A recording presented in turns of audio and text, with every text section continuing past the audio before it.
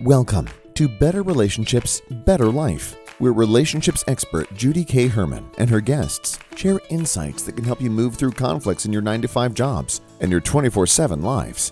Crack the clarity code and create deeper connections beyond the messiness of relationships. Here's your host, Judy K. Herman. A lot of what we discuss on this podcast is also relevant to workplace relationships and your professional life.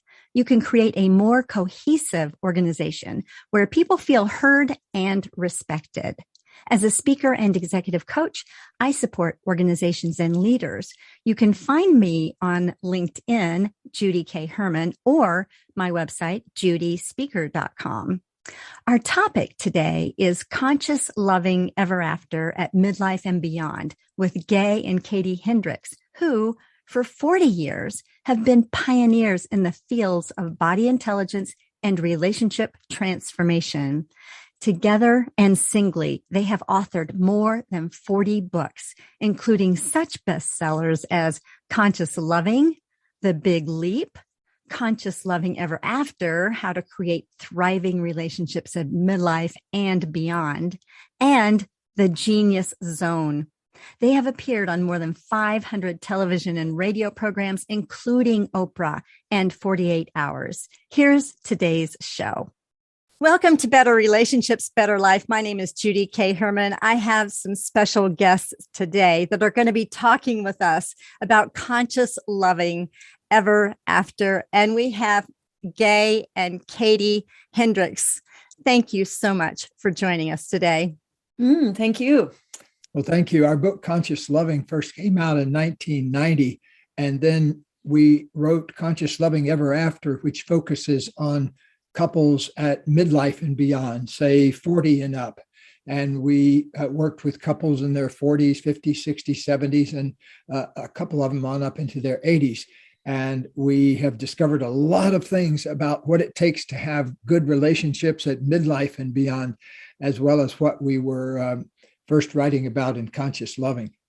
That's important to know because there's a lot of people in the 40s through 60s or up, later on that are, their marriages are breaking up, their kids are off and, they're in the empty nest stage of life. So, wow, what a very timely book that you've written. It really is. And also there's so much mythology, not only about relationship, but about long-term relationship. And one of the things that people are taught is that, well, you better enjoy it now because when you've been together for a long time, it's just the same old thing over and over again. And you get bored and you stop learning together. And what we found is that long-term relationship can really keep being, the magic of discovering. And it depends a whole lot on each person's commitment to creativity. That's one of the main things that we found out when we were looking at what does it take to really thrive in a long-term relationship.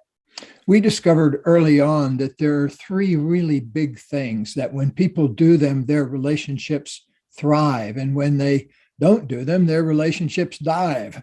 And one of those is you can tell the health of a relationship by how much honesty there is in it. Are people speaking the truth? Are there any secrets withheld? That tells you whether the relationship has vital fluid moving through it. Is there good communication? The second thing you can really tell the quality of a relationship, a thriving relationship, is both people, when stressful issues come up, both people take responsibility for it and look into it rather than engaging in blame and criticism. Chronic criticism is one of the main things that breaks relationships up. The third thing that people really need to pay attention to is, am I operating in my genius zone? Am I feeling creative? Does my creativity feel juicier every day that I'm with this person? One of the things that you really need to have going for you, especially after midlife, is a better and better relationship with your creativity every day. Because without creativity, from like 45 on up, life without creativity gets very dry and hard.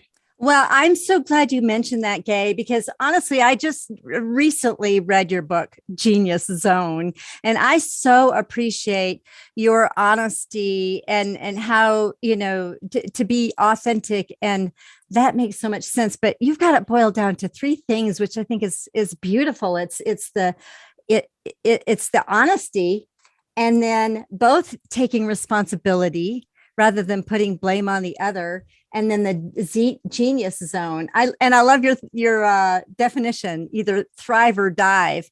And then so here's what I want to do before getting too far into actually the help, because I love it how you two show up so authentically in your writing and in your teaching, and that's something that I'm so drawn to. And actually, I wrote my book, Beyond Messy Relationships, and I didn't know of a whole lot of other therapists that were writing about their intense and dramatic stories. But that's what I love about the two of you.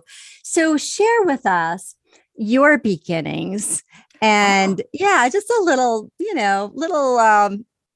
get us grounded into how you began as a couple. And I'm so curious about what it took to get you to where you are as well. Well, the big thing that it took is commitment, which I'll tell you about in just a second. Because when we met each other, we literally had, across a crowded room, recognition of each other and had an instant falling in love, but also falling into appreciation and great respect and interest in each other. So when Gay opened his mouth, first thing I thought was, this guy is so funny. And shortly followed by, he's the smartest person I think I've ever met. And so I was so attracted to your consciousness. And that was really what we based our relationship on, was immediately when I went up to ask Gay a question at a break. He had come to give a workshop at my graduate school. And I came up to ask him a question, and I didn't even get the question out of my mouth because he delivered those three things he was just telling you about. I'd love to get together with you. So I said, take it over. I said, I'm very attracted to you. That's the first thing he said. Yeah, because I'd seen her, and she just caught my attention, and there was something about her. I don't claim to see auras or anything, but there seemed to be this special aura around her, like she was pure love. That was my impression. Oh my goodness. And so I just said, I'm very attracted to you. So the question, I still to this day don't know what question I was going to ask him, because that was the first thing he said, and my question went out of my mind. And then I said, I'd love to ask you out for a cup of coffee, but I want to let you know that I've just figured out how I mess up all my relationships and how I want to operate in relationships.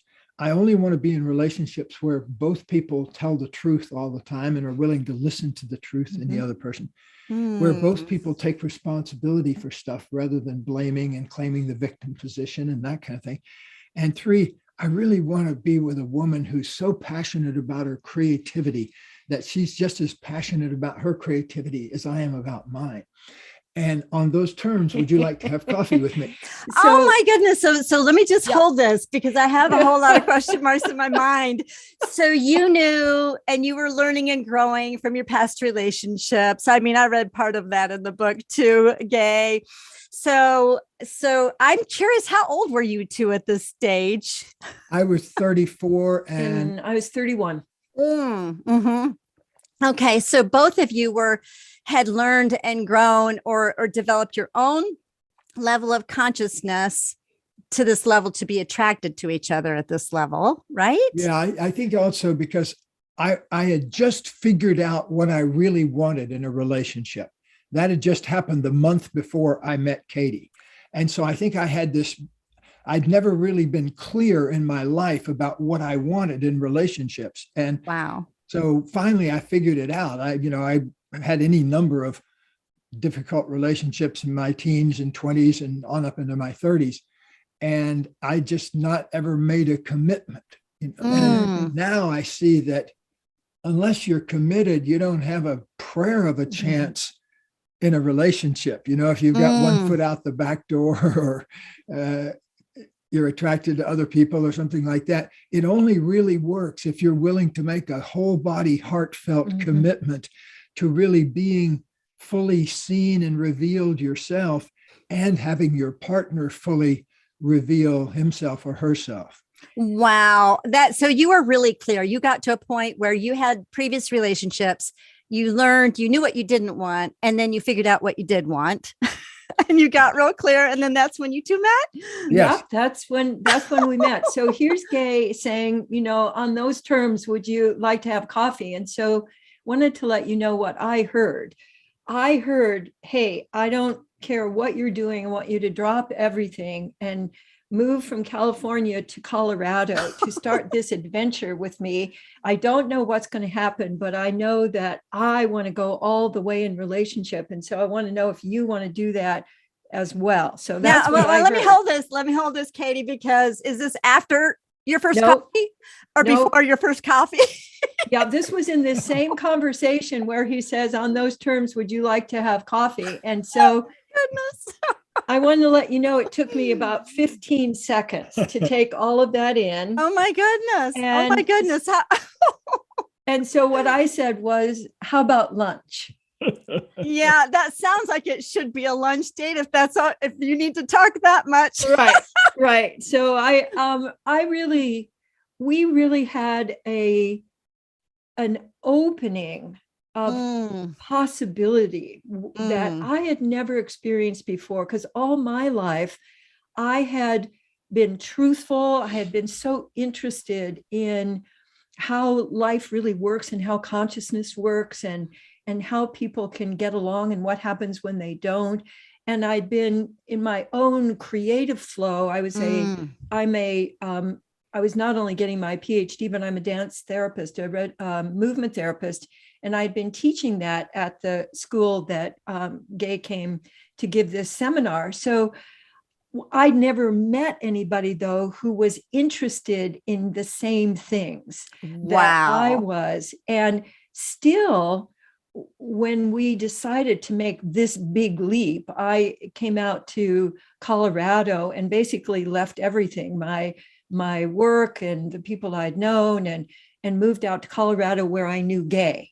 And so when we started really looking at what is it going to take, we looked around. One of the other things I want people to know is that we got together in 1980, and we knew one couple who had a really great relationship, and then they broke up.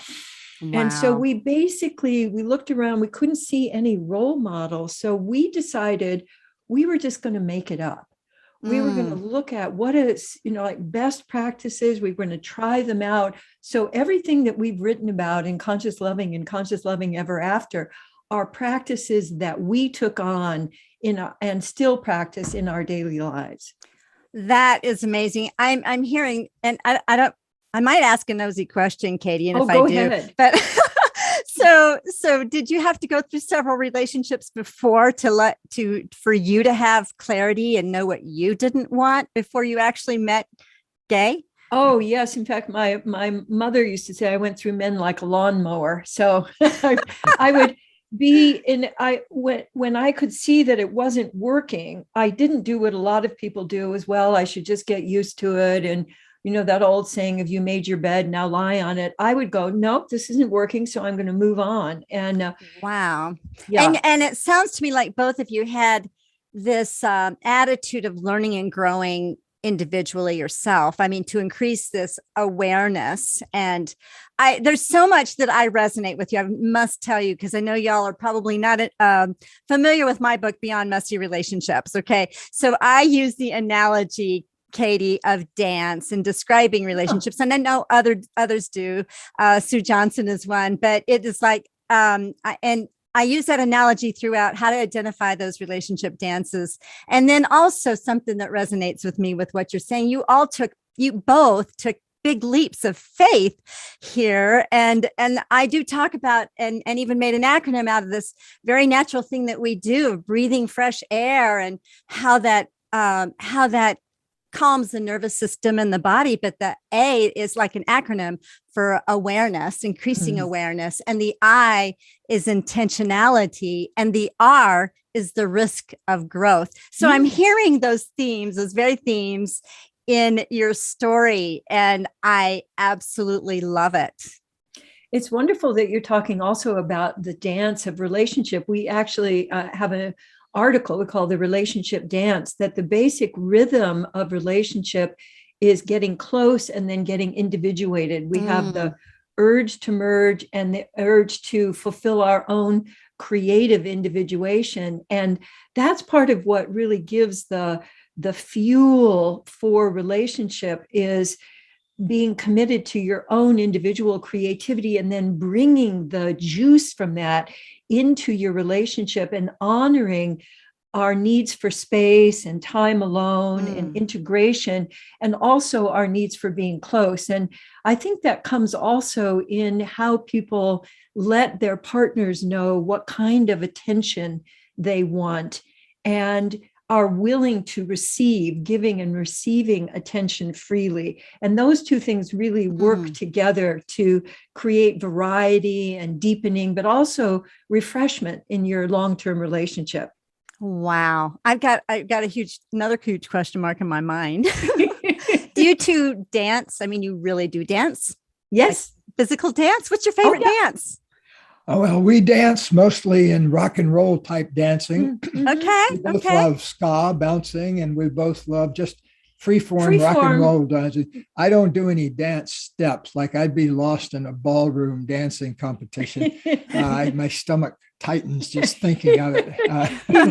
We once took a couple of salsa dancing lessons, and you can see Gay putting his hands over his face. So I was just so bad. I went after 20 minutes of salsa lesson.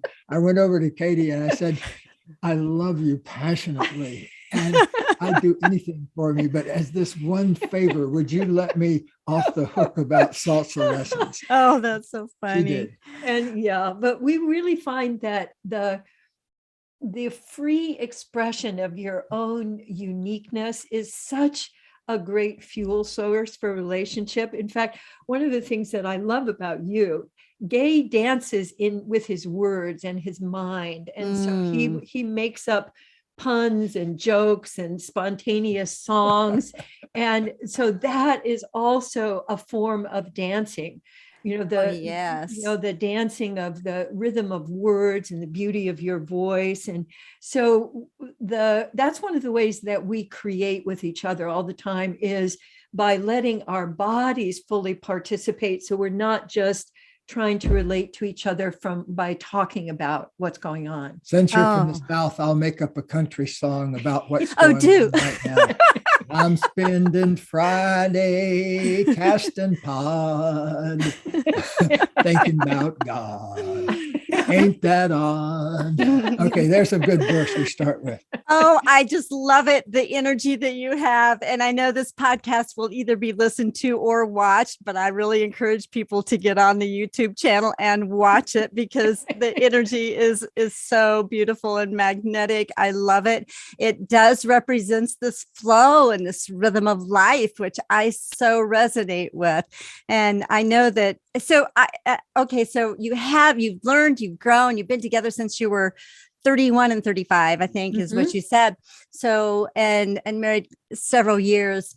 Tell us about, like what we're seeing is the other end of this work, right? What have been some of the maybe difficult things you've gone through in your marriage, or huge maybe transitions? Oh gosh, we've been through a lot, but one was just the transition. See, Katie and I, from the very beginning, we wanted to work together, and we wanted to have totally integrated lives. So there was nothing, there was no downtime in a way, because we are both fascinated with the same subject, and that's all we're fascinated with. Yeah. So that's what we do. That's what we do. People say, "What do you do in your spare time?" And we go, "Well, spare time. Well, this is what we do." And so that that's a tremendous factor all in its own, learning to work together. Mm-hmm. That's like the Olympics of a relationship, in my view. If you're able to go up on stage on Oprah, as we have on a number of occasions, and just be your regular self, and have it not freak you out, and have it just be part of your relationship. So Katie and I started out, we would work with 6 couples in our living room, or we'd work with some people at a relationship conference. But suddenly, once Oprah got hold of us and we're talking in front of 10 million people, boy, that's a whole different thing in a relationship, to suddenly kind of catch a gust of wealth and fame and that kind of thing. And that in itself puts stresses on a relationship. Shines a bright light. Yeah, it really shines a bright light. And so for us, it meant that we made a commitment to being absolutely authentic, whether we were standing on the stage on Oprah or sitting next to somebody at a bus stop, that it didn't matter, that the commitment to authenticity was what the important thing was. And the way that translated is no secret. So we would say in workshops, you can ask us anything about anything, and we'll do our best to respond to that. One kind of rough thing that I bet other folks might be able to relate to is when couples are working together, that there's whatever issues you grew up with tend to show up then in your relationship. And so one of the things that showed up for us was a kind of competitiveness. I remember when we first started doing workshops together, we'd be standing next to each other, and Gay would start to gesture, and his gesturing would come over into my space. And so I was adjusting, and then, he would start to speak and get, and start going on. And I'd be standing there saying, hey, I have something to say also. And so I remember saying to him, hey, could you just give me a little space? Because, I have something to say too. And he said, no. If you have something to say, show up. Just go ahead and show up and say it. And that was, I felt really so honored. At first, I was very startled and kind of shocked. But when I really tuned into it, I thought, oh, he's honoring my own power to show up fully and not have to make any compromises. And so I started just getting a little more courage to speak up and say what was really occurring to me. And in the process of that, I caught what the pattern was, because Gay is just about as older than me than my older brother. And my older brother was always literally called number 1, and I was called number 2. And I developed what I called an Avis persona, which is I'm number 2, I try harder. And so I'd be showing up, doing the work and being a helper. And so when I got clear on that, I thought, oh, I can create a completely different relationship that's not based on seeing Gay as my brother, but seeing Gay as my ally and my partner. And that was just this huge shift where we began to be able to co-create much more in a dance rather than tripping over each other. Another big shift was an important one for me, because I came into the relationship very heady and not in touch with my feelings as much, and as much as I am now, for sure. But then Katie is very feelingful, and I love that word. I love that word, feelingful. Oh, okay. That's a good one. That's a good one. The thing was that we spent energy in our early days trying to make the other one be more like us. Like I would try to make her be more logical. Could you make some sense, please? Could you actually start a sentence with a noun and then put a verb there and then come to some conclusion? So we were talking to a poet here. So I would start off over in one place, and then I'd wander around, and I'd get an image and I'd bring that in. And then I would eventually end up at the point, but not in any kind of a logical way.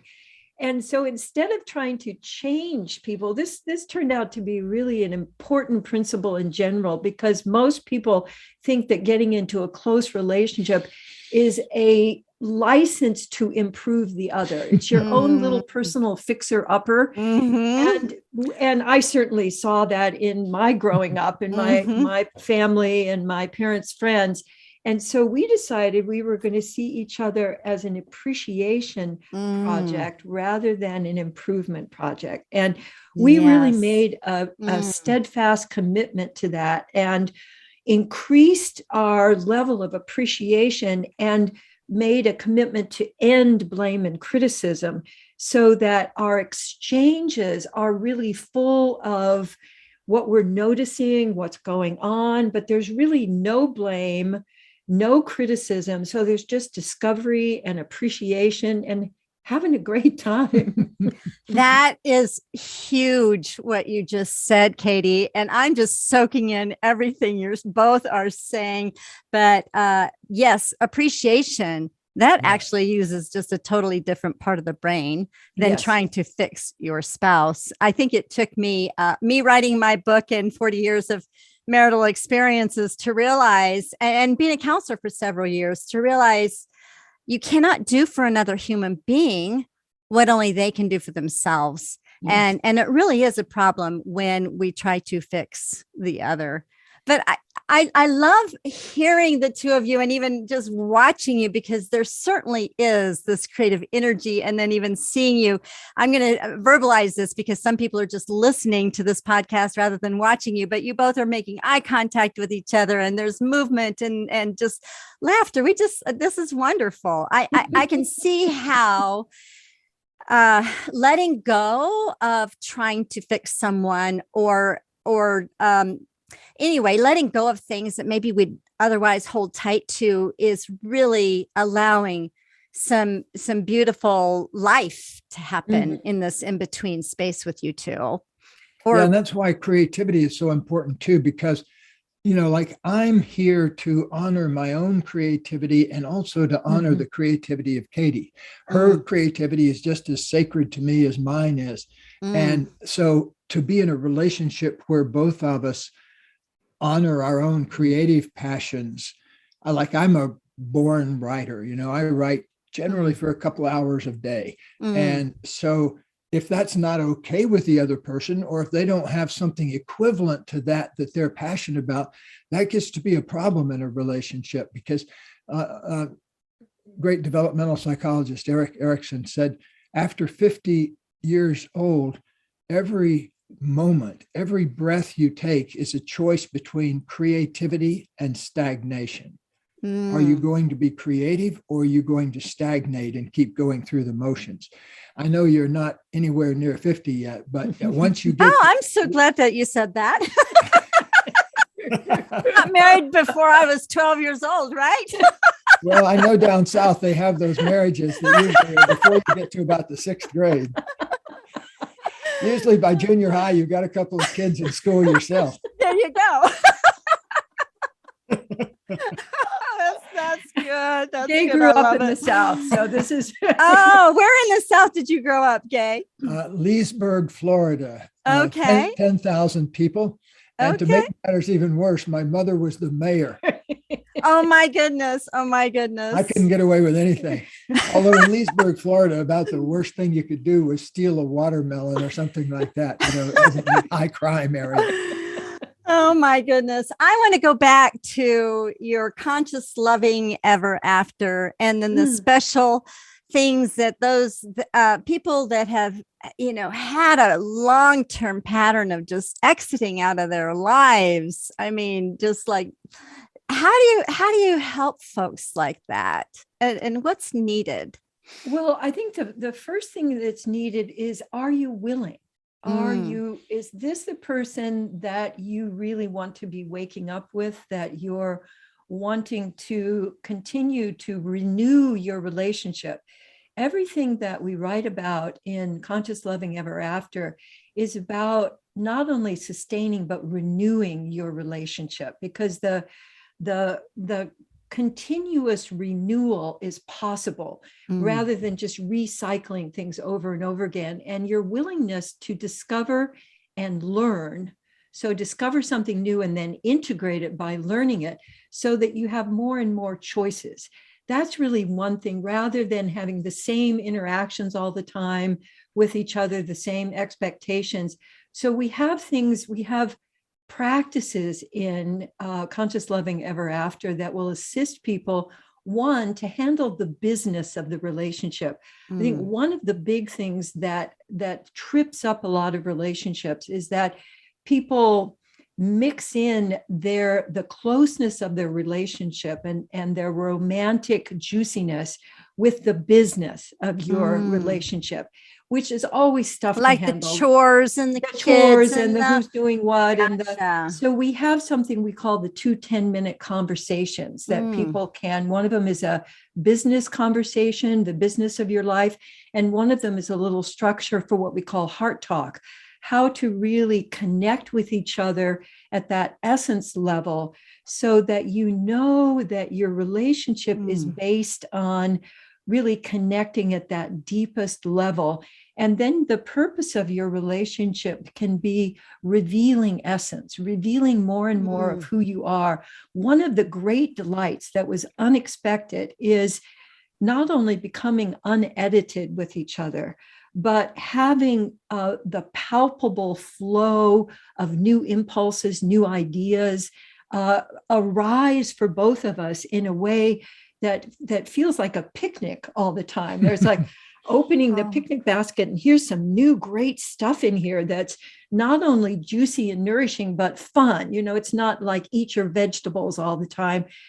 When you really let yourself have room for the business of your relationship, and then your connections can be mostly about, what do we want to share? What do we discover? A poem that we found, or something funny, a cartoon, or something that we learned out in the world. That is fills the reservoir, the emotional reservoir for people. Wow. So let me ask you, I don't know if either of you, like some people that may be very skeptical, even listening to you, because it sounds like we've been taught that relationships are hard. Exactly. Yeah. And are they really hard? Is it really hard to live with another human being? No, it's actually quite easy. Yeah. We make it hard. Oftentimes human beings make it hard by basically lying, avoiding taking responsibility, falling out of touch with their own creativity, and then taking it out on the relationship. That's a lot of what we deal with here when people come in the door. They've been blaming the other person for something for a long time. And sometimes the other person has created violations, but what you really gets you through to the creative side in a relationship is when you stand up and take responsibility for what you've created, because that puts you in touch with creativity. The moment you acknowledge what you've created, even if it's not so fun for you, even if it's created pain, but at least you're allowing yourself to take responsibility for it, that puts you more in touch with your raw creativity, the kind we get free from the universe. Wow. So that is a radical concept, though, with a lot of us. I've had some guests on this program that would say that, the opposite is true. Relationships are hard, but you're really going against the grain of that mythology And we have lots of evidence too. And I think people, what Gay was saying, I think is so critical, that taking responsibility is not taking blame. And it's not then criticizing yourself or blaming yourself. It's really reclaiming your creativity. It's recognizing, here's how I have been using my creativity to create this same complaint, or to create a view of my partner as oppressing me, or that I'm the victim. I'm going to hold on to that. When you're willing to literally ask, what am I doing that's creating what we're experiencing now? And what could I choose to do differently that would create more contact and juiciness and an open space where both of us can be ourselves and share what we most want to create in the world with each other, that changes everything. And most people think of taking responsibility as who's right and who's wrong. And that's one of the big games in relationship, of I get to be right is what people get instead of the real juiciness of connection. And so that was something we took on to take responsibility, and then it freed up all of this creative flourishing.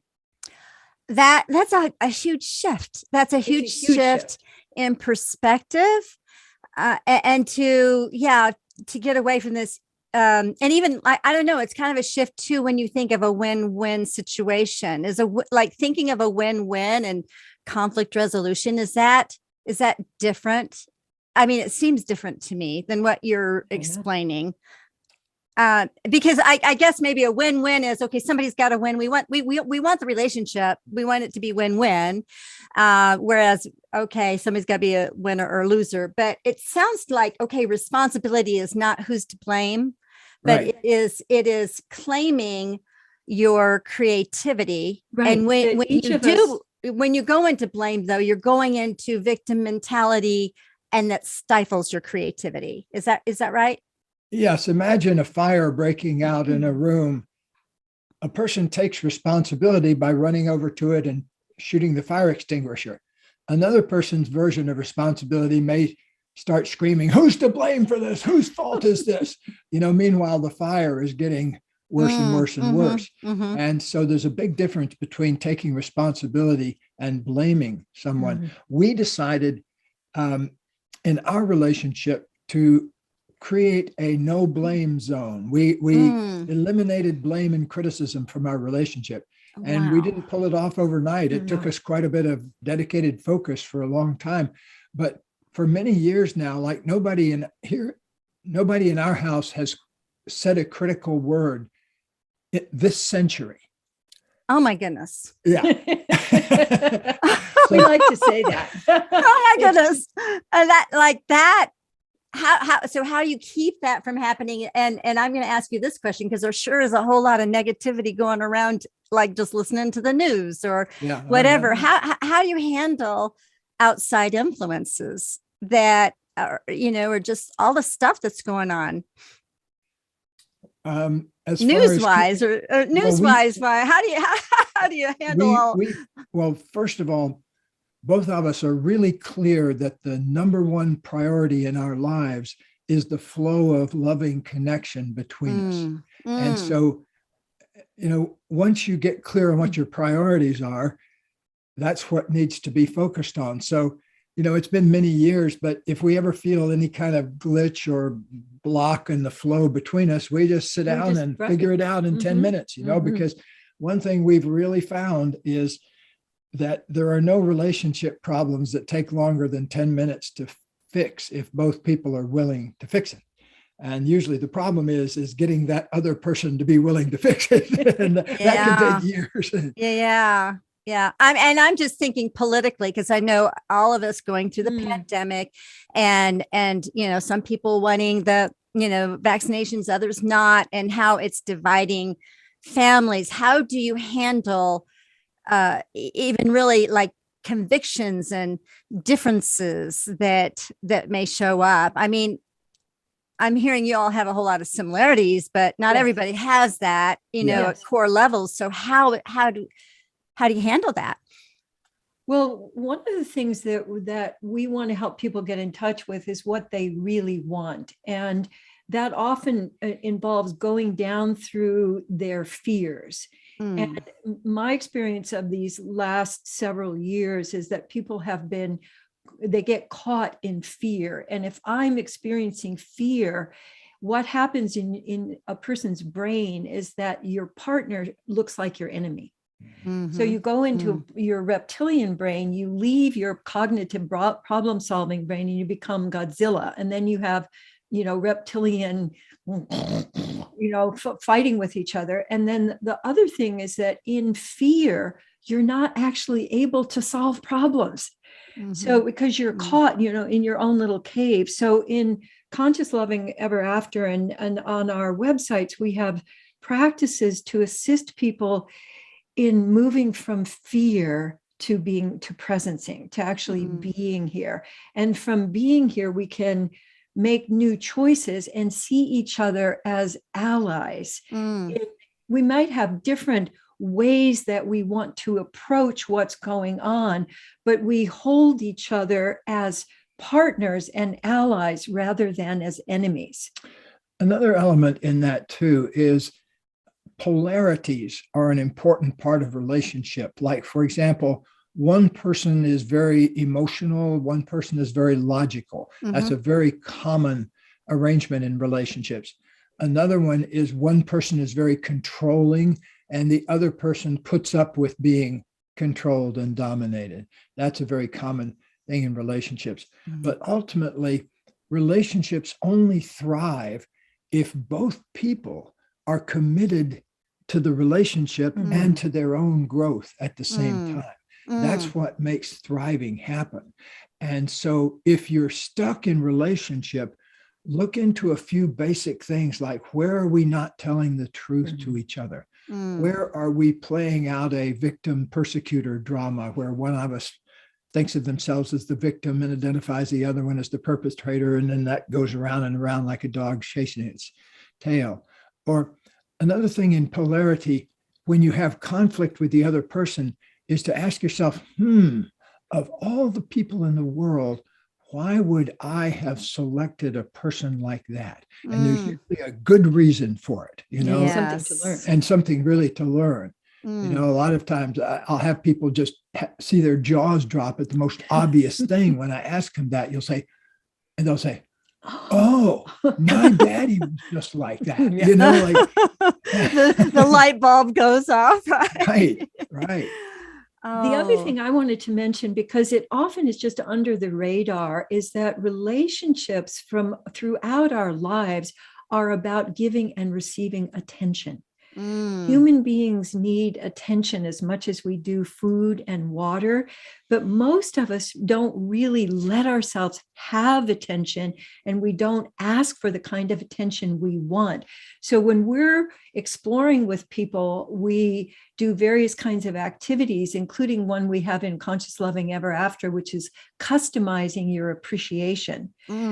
How do people want to be appreciated? What really has the most meaning for them and feels the best? And people have really differences in how they like to give and receive attention. And so your attention economy, giving attention to your attention economy is really a very important investment that really pays off, so that you're not doing what we call fly-by loving, like heading out the door, love you, babe, or letting all of the extraneous things going on in life interrupt that flow of attention. And we made that a priority, that if one of us wanted attention, we would do our best to really give that attention in that moment.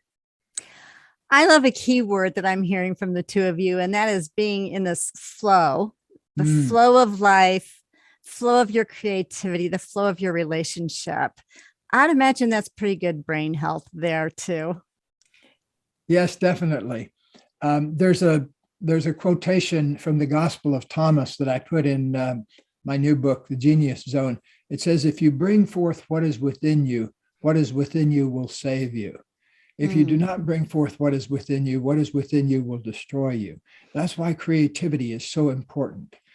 I worked with a successful dentist once, but he loved to write poetry, but he hadn't written any since he was a kid. He even won poetry contests when he was a kid. But his father was a dentist, and he became a dentist. And so, but I had him eventually start writing poems again, and you wouldn't believe the rebirth it gave him. Suddenly he fell in love with being a dentist again. My goodness. I know that may sound outrageously impossible, but poet dentist. Poet dentist. Yes. It actually happened. Yeah, that is beautiful. Actually, talking with the two of you makes me, number one, want to get back into dancing again. And number two, I want to write my next book because, yes, and get back into that flow of writing too. This is beautiful. Well, we want a dentist who can fill your teeth and your soul in the same visit. Whoa. Oh my goodness, that's a good one. That's a good one. Well, what would you say to the couple who's listening right now? And they've, and you know, it could be somebody that's in pain in their relationship. And what would you say to that person or that couple? Well, one thing, we give out a wristband at the end of our training sometimes, and it says on it, breathe, move, love. And what that means is if you're stuck, if you're feeling stuck in your relationship or just in general, first of all, take a few big, easy breaths and just unstick yourself from the old habitual breathing you've been doing. Just kind of shake that up. Also, move a little bit, change your body position, shift out of, if you've been hunched over your computer, go out and stick your head out the window and breathe for a couple of minutes. And the third one, love, is to love as much as you can from wherever you are. That's all that's ever required of us. Just love as much as you can. Love yourself as much as you can and love others as much as you can from wherever you happen to be. That is beautiful. Breathe, move, and love. And right where you are. That's beautiful. How can folks get in touch with the two of you? Well, we have two websites. Hendricks.com, HENDRICKS.com, has our seminars and has lots of great relationship material. And our foundation has a website, foundationforconsciousliving.org, where we have dozens of no-cost videos that will help people to explore in more depth just the kinds of things we've been talking about today. That is beautiful. Thank you, too. You are doing a remarkable work on this planet. We need lots of people that can demonstrate and show this beautiful flow of love and this creativity that you show every day. I think it's. I could talk with you for another hour. I know we don't have that much time. I absolutely love this. Love thank you. Thank you so much for being in your genius zone. Well, thank you. You take care. You too. Thanks so much. Bye-bye. Oh my gosh. I was so energized talking with Gay and Katie. My takeaways are the big 3 questions to ask in your relationship that determine whether you thrive or dive. Number 1, how much honesty is there? Number 2, do you both take responsibility when stress shows up? And number 3, are you operating in your genius zone in your relationship? You can find out more by taking the relationship stress quiz on my website, judycounselor.com. What stood out to you? Share your takeaways by going to betterrelationshipsbetterlife.com. And next week, you'll hear from Michael and Jill Naus in Creative Connection, from corporate to coaching, yoga, and married life. Until then, feel free to share, subscribe, rate, and comment. See you next time for Better Relationships, Better Life.